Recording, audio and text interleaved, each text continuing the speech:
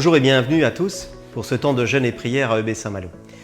Le début d'année, nous voulons le mettre à part dans le jeûne et la prière à l'écoute du Saint-Esprit pour connaître la direction du Seigneur. Chaque jour, vous allez retrouver sur la chaîne YouTube EB Saint-Malo une vidéo pour jeûner et prier ensemble. On compte sur vous.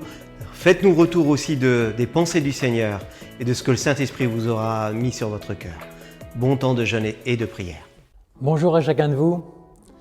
Je considère vraiment comme un privilège la possibilité de partager avec vous quelques versets de Néhémie à l'occasion de ce temps de jeûne et prière. On est déjà dans notre 3e jour, ça passe vite et notre ambition c'est vraiment de vous encourager, de nous encourager à partager la parole de Dieu.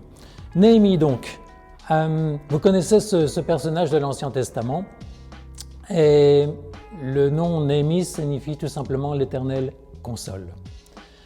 À l'époque, Néhémie se trouve à Suse, à la cour d'un grand roi qui s'appelle Artaxerxès. C'est le roi de Perse. Il était chanson, il a donc un rôle éminent à cette époque à la cour du roi. Et il reçoit la visite de quelques hommes qui sont venus de Juda. Et il lui explique que malheureusement Jérusalem est dans un triste état. La ville a ses murailles totalement détruites, et la ville elle-même d'ailleurs est détruite. Et il faut savoir qu'à l'époque où Néhémie parle, cela fait déjà 70 ans environ que le peuple est en captivité à Babylone, suite à l'exil qui leur a été imposé. Alors bien évidemment, Néhémie est heureux, il est content dans son rôle des chansons, il est même gouverneur. Et en même temps, il est pris par un sentiment de compassion pour l'état de la ville de Jérusalem. Il faut savoir que déjà à l'époque, les Perses avaient autorisé les Hébreux à revenir pour une partie d'entre eux dans leur terre. Et Néhémie, tout simplement, a fait le choix de rester parce qu'il considérait que sa place était importante là où il était.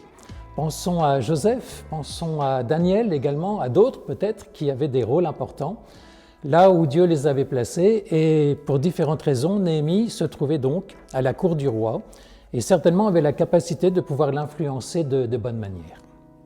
Alors, on va entrer maintenant, si vous voulez bien, dans quelques versets que je vous propose. Donc, on est dans Néhémie 1 et on lit à partir du verset 5, en particulier le premier verset que je vous propose. « Éternel Dieu des cieux, Dieu grand et redoutable, toi qui gardes ton alliance et qui fais miséricorde à ceux qui t'aiment et qui observent tes commandements. » Qu'est-ce que fait Néhémie là? Eh bien, il reconnaît déjà dans un premier temps qui est Dieu. Dieu grand et redoutable. Ça doit être notre reconnaissance à chacun de nous dès qu'on s'adresse à lui. Prêt à faire miséricorde devant quiconque est prêt à s'humilier. Je poursuis avec le verset 6. « Que ton oreille soit attentive, que tes yeux soient ouverts. Écoute la prière que ton serviteur t'adresse en ce moment, jour et nuit, pour tes serviteurs, les enfants d'Israël, en confessant les péchés des enfants d'Israël, nos péchés contre toi. » Néhémie est passionné. Il n'a pas peur de prier jour et nuit. Il n'a pas peur non plus de confesser les péchés, non seulement ceux du peuple, mais également les siens. Je poursuis avec le verset 9, un verset intéressant, parce que Néhémie va s'appuyer, vous allez le voir, sur les promesses d'une possibilité de pardon de Dieu. Et voilà ce qu'il dit. « Si vous revenez à moi », il cite l'Éternel bien entendu, au travers des paroles qu'il avait données à Moïse, « si vous observez mes commandements et les mettez en pratique, alors, quand vous seriez exilés à l'extrémité du ciel, de là je vous rassemblerai, je vous ramènerai dans le lieu que j'ai choisi pour y faire résider mon nom. » Cette prière de confession, de demande de pardon, je suis sûr que vous la connaissez bien également dans 2 Chroniques 7,14. On aime citer ce verset parce qu'il est tellement important. Vous savez, quand il est dit « Si mon peuple, sur qui est invoqué mon nom, s'humilie, prie, cherche ma face, s'il se détourne de ses mauvaises voies, alors, eh bien, je l'exaucerai des cieux, je pardonnerai son péché et je guérirai son pays. Voilà ce que nous propose Néhémie dans sa prière. Je voudrais terminer avec un dernier verset. Néhémie va tout simplement proclamer sa foi dans l'exaucement et la prière. Regardez ce qu'il nous dit.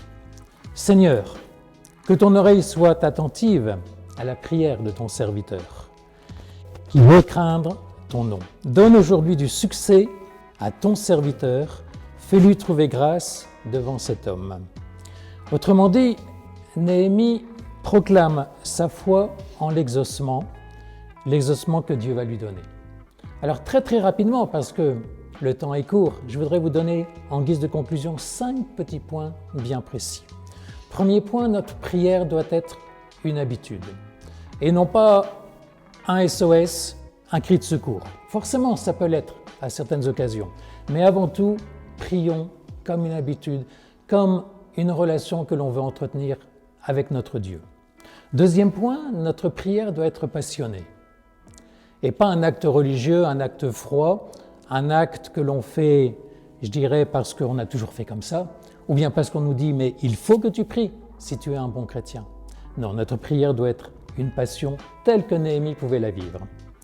Troisième petit point, notre prière doit confesser aussi le péché dans lequel on vit éventuellement. N'ayons pas peur de mettre les choses à plat avec notre Dieu. N'ayons pas peur de lui dire les choses. Bien sûr, il les connaît. Mais le fait de confesser, le fait de s'humilier, nous met dans les bonnes dispositions d'esprit et puis de cœur. Un quatrième petit point, c'est parfois notre prière est d'autant plus efficace qu'elle peut traduire notre désespoir. Quand nous sommes désespérés, quand nous crions à Dieu, il semble que Dieu ait une oreille particulièrement attentive. Alors vous allez me dire, Dieu nous écoute, nous entend à chaque instant de notre journée. Mais il semble que quelquefois, c'est lorsque nous sommes au bout du rouleau que nous avons besoin, effectivement, de crier avec passion pour être délivrés. Dernier point, notre prière doit être basée sur un roc, une solidité. Autrement dit, la bonté de Dieu et le fait qu'il est prêt à nous répondre, le fait qu'il est disposé à nous exaucer. Je vous invite vraiment à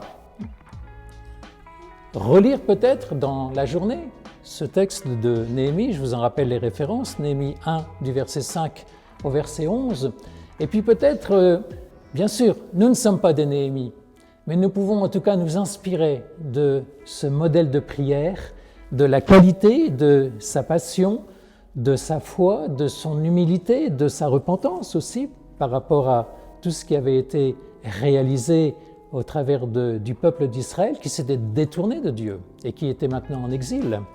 Donc prions vraiment et je vous invite vraiment donc oui effectivement à passer une bonne journée avec Néhémie en tête, relisez ces versets et inspirez-vous de sa prière.